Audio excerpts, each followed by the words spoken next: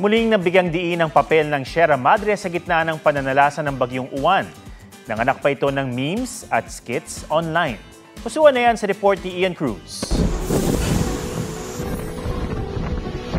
Sa gitna ng pananalasa ng Bagyong Uwan, muling pumukaw sa atensyon ng netizens ang bulubundukin ng Sierra Madre at kung paano ang tila nalusaw ang mata ng bagyo nang tumama rito.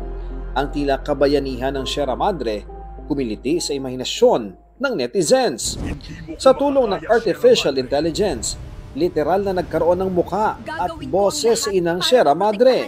Ako ang inang Sierra Madre. Iingatan ko kayo hanggang dulo. Basta iingatan nyo din ako. Kaya ang komento ng karamihan, sinabi niya yon, ang netizens agad sinakyan ng trend. Sisirain ko ang buong Luzon! Huwag kayong mag-alala mga anak ko dahil ako ang inang Sierra Madre! Di mo ko makakaya, Sierra Madre! Gagawin ko ang lahat para maprotektahan ang aking bansa. Si Alfie, emosyonal pa na para bang awang-awa siya. Yes! Go Sierra Madre! Di rin nagpahuli ang grupo ni Yani na may choreography pa. Huwag kayong matakot mga anak namin. Hanggat nandito pa kami, protektahan namin kayo hanggang dulo!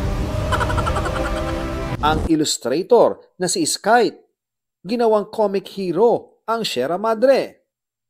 Pero paliwanag ng mga eksperto, hindi ganon kalaki ang epekto ng kabundukan sa mismong pagpapahina ng bagyo. Pero malaki ang tulong ng mga gubat nito sa pagsalo ng ulang ibinubuhos nito.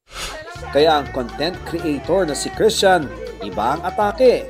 Kung nakakapagsalita lang daw ang kabundukan, baka na-real talk na ang mga tao.